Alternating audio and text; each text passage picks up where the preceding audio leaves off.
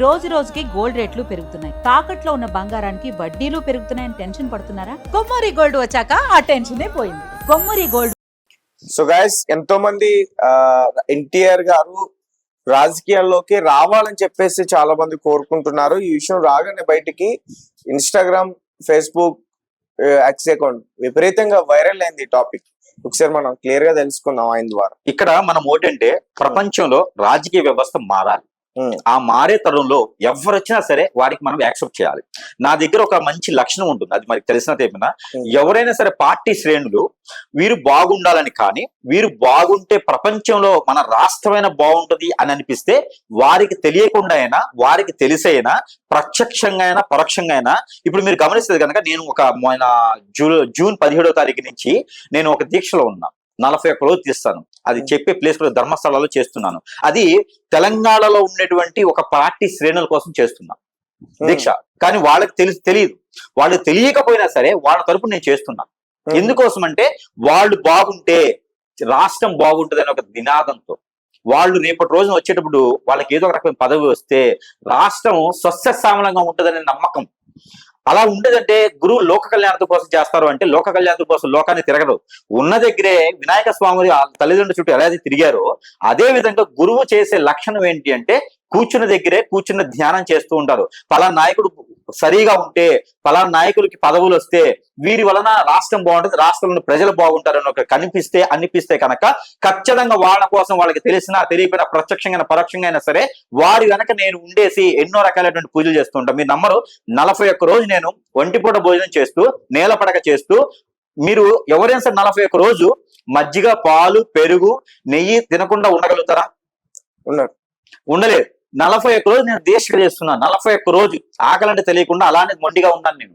వాళ్ళ వల్ల నాకేం డబ్బులు రావు, వాళ్ళ వల్ల నాకేం రాదు. కానీ వాళ్ళు పదవులు వస్తే, కానీ వాళ్ళకి ఏదైనా మంచి పదవులు వస్తే రాష్ట్రంలో జరిగేటువంటి అన్యాయాలు కావచ్చు, అక్రమాలు కావచ్చు, లేదు ఏం జరగట్లేదు అన్యాయ అక్రమాలు అంటే 10 మందికి వారి నుంచి ఒక ఫుడ్ దొరుకుతుంది. కాబట్టి ఒక పారిశ్రామికవేత్త 2000 మందికి ఉద్యోగాలు ఇస్తున్నారంటే ఆ పారిశ్రామిక వ్యక్తిని ఒక్కరిని కాపాడితే చాలు నేను. ఆ 2000 మంది బాగుపడతారు. వాళ్ళు 2000 మంది అంటే 2000 మందికి ఎన్నో కుటుంబాలు ఉంటాయి, ఎంతో మంది పిల్ల జల్లా ఉంటుంటారు. చూసారా ఎంత మంది ఒక్కళ్ళు కాపాడితే చాలు మనం. ఇప్పుడు మీరు వ్యవస్థలో మీరు ఒక పర్సన్ గా ఉన్నారు, మిమ్మల్ని ఒక్కళ్ళు నేను కాపాడాను అనుకోండి, మీ కింద ఉన్న వాళ్ళందరూ నేను కాపాడినట్టే. మీరు బాగుంటే చాలు కదా.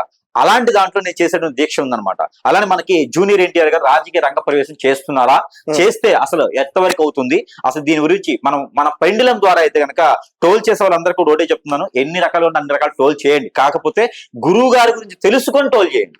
రైట్, అక్కడ వాస్తవం అవాస్తవమా అని నా దగ్గరకు వస్తే నేను ఇంటర్వ్యూ ఇస్తా. ఫైనల్ గా నేను ఇంటర్వ్యూ ఇవ్వగలుగుతా, ఎవరికైనా సరే డెబిట్ కూర్చొని మాట్లాడగలుగుతా. గురువు అయినా సరే వాళ్ళు ఇంకోలైనా సరే నేను మాట్లాడగలుగుతా. ఎవరి దగ్గర వాస్తవం ఉందని తెలుసుకోవాలి, ఎవరి దగ్గర విద్య ఉందని తెలుసుకోవాలి. టోల్ చేయగానే మనకి సగం తెలుసుకొని చేయకూడదు, ఆత్మనాలజీ చేయకూడదు టోల్స్ అనేది.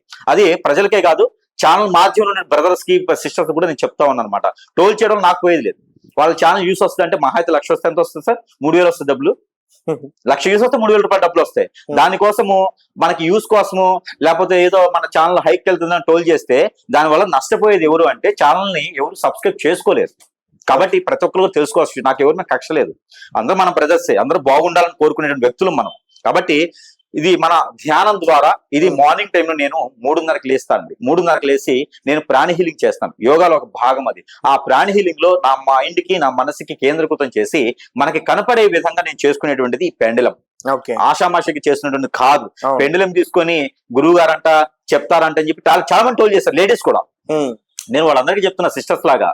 కాబట్టి ఇక్కడ నేను ఏమంటున్నానంటే టోల్ చేసే ముందు గురువు గారు ఏంటి, ఆయన ప్రీమియర్ గా జనానికి ఏం చేస్తున్నాడు, ప్రజలకు మంచిగా చేస్తాడని తెలుసుకొని టోల్ చేసుకోవాలి. టోల్ చేయండి, వాస్తవం ఉంటే చేయాలి. ఇప్పుడు నేను చెప్పుకున్నాను ముందు గురువులు అందరూ, ఆ గురువులు ఎవడో నా మొహం కూడా తెలియదు, వాళ్ళ మొహాలు ఎవడో నాకు తెలియదు. నా మీద చాలా మంది చెప్పుకుంటూ ఉంటారు రూమర్స్, కానీ వాళ్ళని ఎవరు బయటకు తీసుకురావట్లేదు. అది వాళ్ళు కూడా గమనించుకోవాలి. ఇక్కడ నేను ఒకటి చెప్తున్నానండి, జూనియర్ ఎన్టీఆర్ గురించి అయితే పర్టికులర్ గా మనం మాట్లాడుకుంటాం ఈ రోజున. ఇవన్నీ కూడా మనకు వస్తూ ఉంటాయి, పోతూ ఉంటాయి. కాకపోతే ఏంటంటే అవకాశం వచ్చినప్పుడు మన లోపల ఉన్నటువంటి బాధ, ఎందుకంటే మంచి వాళ్ళకి మాత్రమే బాధ ఉంటుంది. కాబట్టి ఆ ఒక్కరు మనం మాట్లాడుకోవడం జరుగుతుంది. ఇక్కడ చూసినట్టు కనుక ఇక్కడ ఒకటండి, ఎవరు నాకు శత్రువులు కాదు, ఇరు రాష్ట్రాల్లో కాదు, ప్రపంచంలో నాకు ఎవరు శత్రువులు కాదు. ఇప్పుడు నాకు ఉన్నటువంటి 50-60 లక్షల మంది కస్టమర్స్ కూడా నా శత్రువులు కాదు, నా మిత్రులే. నేను మంచి చేసేదాన్ని నన్ను నమ్మి నా దగ్గరికి వచ్చున్నారు. నా దగ్గర ఏం లేదు, ఉంగరాలు కూడా ఉండవండి, వెండి ఉంగరమే ఉంటుంది నా దగ్గర. అది కూడా నేను జాతక ప్రకారంగా పెట్టుకున్నదే. నా దగ్గర వజ్ర వైడూర్య మణిమాణిక్యాలు ఏమి ఉండవు, గంగిరెద్దు రెడీ అయ్యేది ఉండదు. నేను సాదాసీదాగా ఉంటుంటాను. నా శక్తులు నన్ను కాపాడుతూ ఉంటాయి, నాకున్న విద్య నన్ను కాపాడుతూ ఉంటది, అంతమించి నాకేం లేదు. మరొకటి, ఇది జూనియర్ ఎన్టీఆర్ గారి గురించి ఒక ప్రస్తావనలో మనం మాట్లాడుకుంటున్నాము. రాజకీయ రంగ ప్రవేశం చేస్తున్నారా లేదా, సక్సెస్ అయ్యారు సినీ రంగంలో, ఖచ్చితంగా చెప్పుకోవచ్చు. సినీ రంగంలో జూనియర్ ఎన్టీఆర్ సక్సెస్ అయినారు, రాజకీయ రంగంలో సక్సెస్ అవుతారా, అసలు వస్తారా అనే దాని గురించి మనం మాట్లాడుకున్నట్టు కనుక, ఇది మనకి మీకు నాకు ఇట్లా ఉందంటే ఎస్ అని, ఇలా ఉందంటే నో అని. జూనియర్ ఎన్టీఆర్ గురించి మనం మాట్లాడుకుంటున్నాం. ఎస్, ఇది జూనియర్ ఎన్టీఆర్ గారి గురించి మనం మాట్లాడుకుంటున్నాం. జూనియర్ ఎన్టీఆర్ గారు సినీ రంగ ప్రవేశంలో సక్సెస్ అయ్యారని మనం అనుకోవచ్చా? సినీ రంగ ప్రవేశంలో సక్సెస్ అయ్యారని మనం అనుకోవచ్చా? దీనికి ఏం చెప్తుంది అంటే ఎస్ అని చెప్తుంది. ఎస్. ఇప్పుడు మరి అందులో ప్రజల ఆక్ష మేరకు వారి యొక్క ఫ్యాన్స్ అసోసియేషన్ వారి నమ్మకంతో మరి ప్రజలకు రంగ ప్రవేశం చేయాలి, రాజకీయ రంగ ప్రవేశం జూనియర్ ఎన్టీఆర్ గారు నెక్స్ట్ వచ్చే ఎలక్షన్ లోపు చేయాలి అంటున్నారు. ఆ ఆక్ష నెరవేరుతుందా?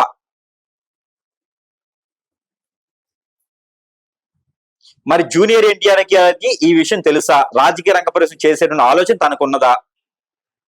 ఖచ్చితంగా ఉంది, గట్టి కొడుకేసుకుంటుంది.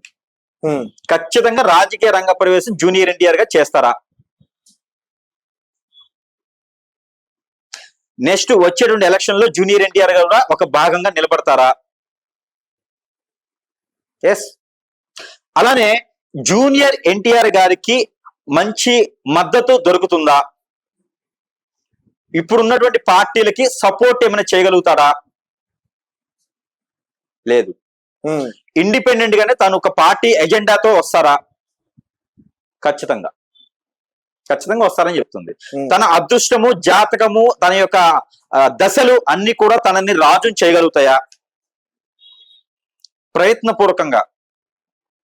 ఎస్, తను ఖచ్చితంగా వస్తే. ఇంకోటి, తను ఏదైనా పార్టీకి సపోర్ట్ చేయడం ద్వారా అతనికి గుర్తింపు గాని గెలిచేటువంటి అవకాశం కానీ ఏమైనా ఉన్నాయా? మోసపోతాడా? తను లేదని చెప్తుంది. తను ఇండిపెండెంట్ గా ఏదైనా వస్తే గెలుస్తాడా? తను ఇండిపెండెంట్ గానే వస్తాడా? వస్తారా? ఎస్. సో తనకి సపోర్టింగ్ గాని ఇప్పుడున్నటువంటి కూటమి ప్రభుత్వం కావచ్చు, లేదా ఇండిపెండెంట్ గా ఆపోజిట్ లో ఉన్నటువంటి పార్టీ వారు కావచ్చు, వారి శ్రేణులు కావచ్చు, జూనియర్ ఎన్టీఆర్ గారికి కొంచెమైనా సపోర్టింగ్ ఏమైనా దొరుకుతుందా? ఎస్. ఇప్పుడు జూనియర్ ఎన్టీఆర్ గారికి ఎన్నో రకాలైనటువంటి సంఘాలు ఉన్నాయి, ఎన్నో రకాలైనటువంటి మంచి పనులు చేసినటువంటి కార్యక్రమాలు ఉన్నాయి, ఎన్నో రకాలైనటువంటి ఫ్యాన్స్ అసోసియేషన్స్ ఉన్నాయి. ఇవన్నీ కూడా ఏపీ ప్రభుత్వాలు కానీ, ఏపీలో ఉండేటువంటి ఫ్యాన్స్ అసోసియేషన్ కానీ, వీరంతా కూడా జూనియర్ ఎన్టీఆర్ గారికి సపోర్ట్ చేస్తారా? మద్దతు పలుకుతారా? ఏకదాటిగా ఏకగ్రీవంగా జూనియర్ ఎన్టీఆర్ గారు రావడంతో ఏపీలో రాజకీయ పరిస్థితులు మారిపోతాయా? సీఎం అయ్యే యోగం. సో జూనియర్ ఎన్టీఆర్ గారు ప్రయత్నం చేస్తే సీఎం కూడా అయ్యేటువంటి అవకాశాలు ఉన్నాయా? ఖచ్చితంగా ఉన్నాయి. కానీ ఇక్కడ లోపాలు ఉంటాయి. తను ప్రయత్నం, ఇప్పుడు మనం ఏం చేసాము, 100% తను ప్రయత్నం చేయగలిగితే, ఎస్టాబ్లిష్ చేయగలిగితే కనుక ఖచ్చితంగా కూడా అతను సీఎం అయ్యేటువంటి అవకాశాలు మెండుగా కనిపిస్తున్నాయి. కాబట్టి తను ఏమి ఆలోచించకుండా ముందడుగు అనేది వేసేయచ్చు, కొత్త అజెండాతో ముందు అడుగు వేయచ్చు. మరో విషయం, తను ఎలక్షన్ కి ముందు ఎన్ని మాసాల ముందు పార్టీ అనౌన్స్ చేస్తే గెలిచే అవకాశాలు ఉన్నాయి? ఒక 2 years, 1.5 year, 18 మాసాలు, 1 సంవత్సరం, ఒక 10 మాసాలు, 9 మాసాలు, 8 మాసాలు, 9 మాసాల ముందు, 9 మాసాలు ఎలక్షన్స్ 9 మాసాలు ఉన్నాయి అనగా వీరు గనక పార్టీ అనౌన్స్ చేసుకొని ముందుకు రాగలిగితే గనక ఖచ్చితంగా తనకి మద్దతు కావచ్చు, ఖచ్చితంగా తనకి సపోర్టింగ్ కావచ్చు, ఖచ్చితంగా తనకి వెనక శ్రేణులు కావచ్చు, అన్ని కూడా వారికి శరవేగంగా వేసుకుంటూ పార్టీలో గెలిచేటువంటి అవకాశాలు కూడా మెండుగా కనిపిస్తున్నాయి. కాబట్టి తన రంగ ప్రవేశం అనేది గొప్ప విశేషమే. రాష్ట్రంలో కొన్ని ప్రభుత్వాల్లో చేసేటువంటి కార్యకలాపాలు కావచ్చు, కలితే ప్రభుత్వాలు చేసేది మనకు అవసరం లేని విషయం, కానీ రాష్ట్రంలో మార్పులు అయితే మాత్రం ఖచ్చితంగా వచ్చే అవకాశాలు ఉన్నాయి. కాబట్టి తన రంగ ప్రవేశం చేయాలని మనస్ఫూర్తిగా అయితే మనం కూడా కోరుకుందాం. అందరూ కూడా బాగుండాలి, అందులో వారే ఉండాలి. Right sir.